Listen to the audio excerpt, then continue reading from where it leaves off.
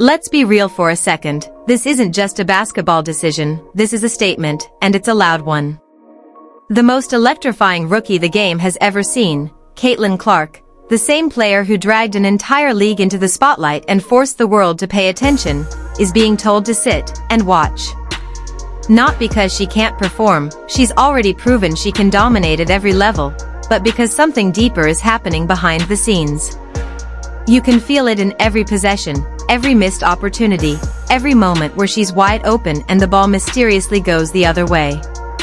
That's not coincidence, that's a pattern. Basketball at its core is simple. You reward the player who creates, who leads, who elevates everyone around them.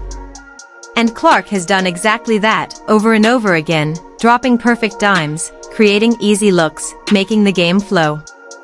Even when she feeds Angel Reese for clean finishes, she's playing the right way, selfless, precise, elite. But when the roles reverse? Suddenly, the fundamentals disappear. The outlet pass that every beginner learns? Ignored. The fast break opportunity with your best playmaker leading the charge? Wasted. That's not just bad basketball, that's intentional energy, and fans can see it from a mile away. And yet, despite all of that, Clark still delivers. Deep threes, effortless range, composure under pressure, she doesn't just play, she dictates the game. Coming off the bench doesn't limit her, it exposes the system. Because when someone that impactful is being minimized, it doesn't shrink them, it magnifies the question, why? Why is a generational talent being treated like an afterthought while others are given freedom to dominate possessions? The answer isn't in the box score. It's in the politics, the hierarchy, the uncomfortable reality that not everyone is ready to accept what she represents. This isn't about minutes. It's about control, recognition, and the shifting power dynamic of an entire league that's struggling to keep up with its own evolution. And while all of this is unfolding on the court, off the court the tension is even more explosive. The WNBA isn't just dealing with rotations and roles, it's standing on the edge of a massive turning point. A league that just experienced unprecedented growth, skyrocketing attention, and a cultural breakthrough is now caught in a high-stakes battle over its future. Negotiations, pressure, deadlines, it's all colliding at once. On one side, players are demanding what they've earned, better pay, better conditions, a fair share of the explosion they helped create. On the other side, leadership is pushing urgency, warning of consequences, trying to close a deal before momentum slips away. And right in the middle of all this? The very player who sparked the surge is being underutilized in plain sight. That contradiction is impossible to ignore. If the league is truly evolving, if this is a new era, then why does it still feel like the same old gatekeeping is in play?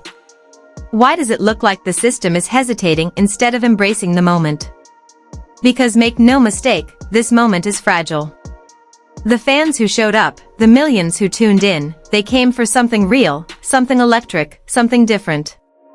And if that energy gets buried under politics, hesitation, and outdated thinking, it won't just slow things down, it could derail everything.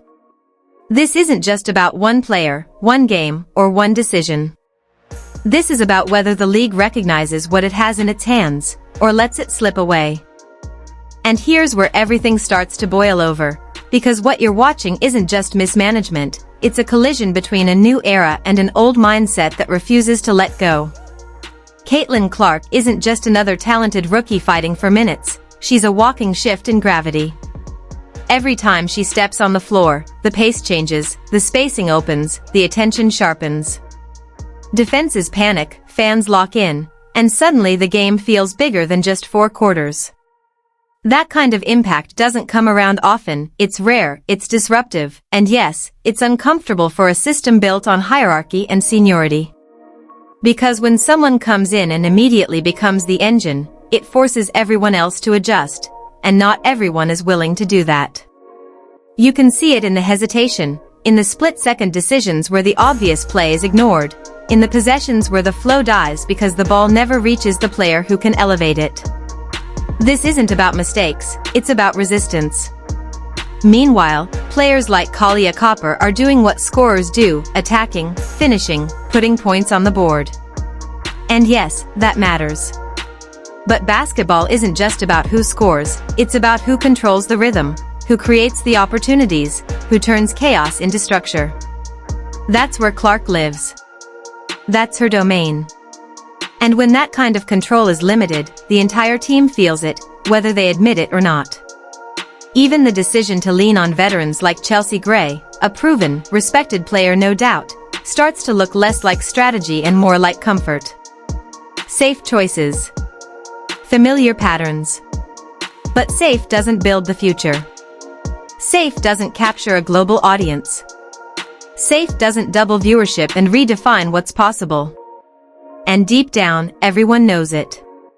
That's why the conversation isn't fading, it's getting louder, sharper, more unavoidable with every game. At the same time, the pressure surrounding the WNBA is reaching a breaking point, and it's no longer something that can be quietly managed behind closed doors. This is a full-blown crossroads moment. The league is sitting on the biggest wave of attention it has ever seen, powered by new fans, new energy, and a spotlight that refuses to dim.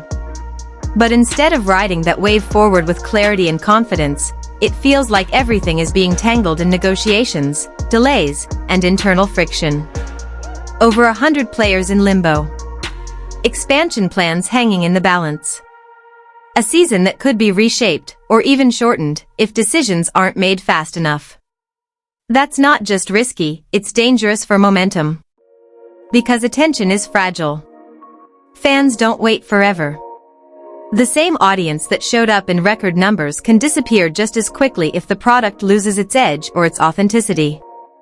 And that's where the real tension lies, speed versus control, progress versus tradition. Do you lean into the players who are redefining the game, or do you protect the structures that have always been in place?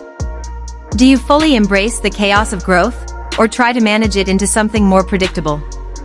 Right now, it feels like the league is trying to do both, and that's a dangerous game. Because moments like this don't come twice. You either recognize the shift and build around it, or you hesitate and watch it pass you by. And if that happens, it won't just be a missed opportunity, it'll be a turning point people look back on and say, that's where everything could have changed, but didn't.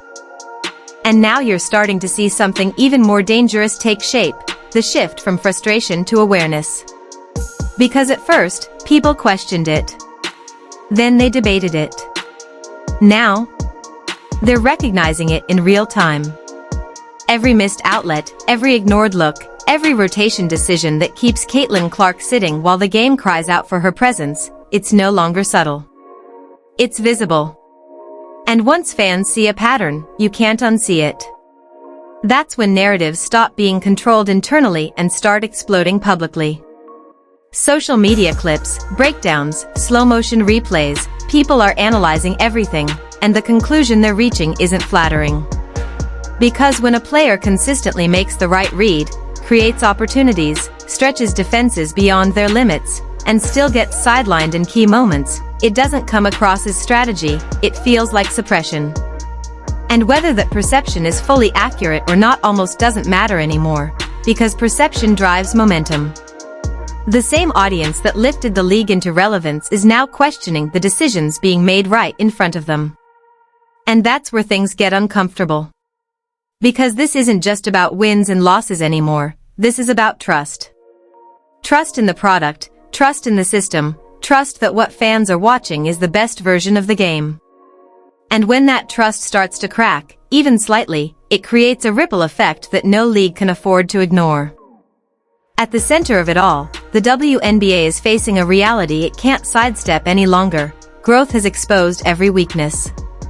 The spotlight that once felt like a blessing is now acting like a magnifier, highlighting every inconsistency, every questionable decision, every delay in progress. And the stakes? They've never been higher. This isn't just about negotiating deals or managing rotations. This is about defining the identity of the league moving forward. Are you building around the players who are pulling millions of eyes into the sport,